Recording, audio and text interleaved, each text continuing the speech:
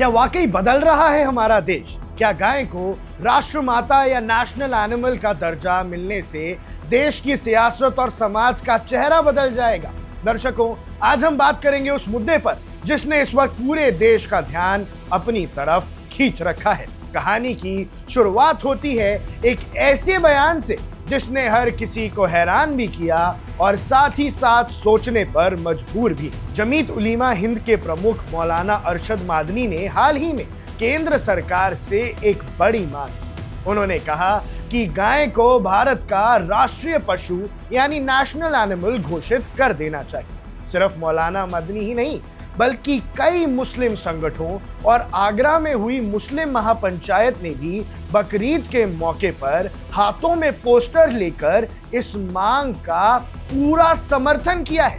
मुस्लिम समाज का तर्क है कि गाय इस देश की संस्कृति और करोड़ों लोगों की आस्था का प्रतीक है, इसलिए उसकी सुरक्षा और सम्मान होना ही चाहिए। और अब इस पूरे मामले पर बागेश्वर धाम के पीठाधीश पंडित धीरेन्द्र कृष्ण शास्त्री का भी एक बहुत ही बड़ा बयान सामने आया है। दर्शकों, धीरेन्द्र शास्त्री ने कहा कि हमने कल समाचार देखा कि देश के मुसलमान भी अब गाय को राष्ट्रमाता घोषित करने का प्रस्ताव का समर्थन कर रहे हैं, और अगर वो भी इस आंदोलन के साथ आ रहे हैं तो सचमुच में देश बदल रहा है। धीरेन्द्र शास्त्री ने अपनी चिरपरिचित शैली में आके कहा कि हम गाय पालने वाले हैं और उसे रोटी खिलाते हैं, जबकि कुछ लोग तो गाय को रोटी के साथ खाते हैं। लेकिन अगर अब समाज का वो हिस्सा भी गाय की सुरक्षा के लिए आगे आ रहा है तो ये एक बेहद सकारात्मक बदलाव है। लेकिन दोस्तों, इस पूरी कहानी के पीछे सिर्फ आस्था नहीं है,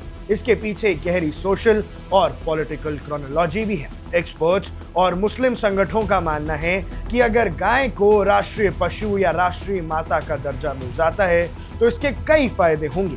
सबसे बड़ा फायदा ये होगा कि गाय के नाम पर होने वाली सियासत और मॉब लिंचिंग जैसी दुखद घटनाएं हमेशा के लिए रुक सकती हैं। इसके साथ साथ जब एक कानूनन दर्जा मिल जाएगा तो आपसी भाईचारा बढ़ेगा और कोई भी इस मुद्दे का राजनीतिक फायदा नहीं उठाएगा।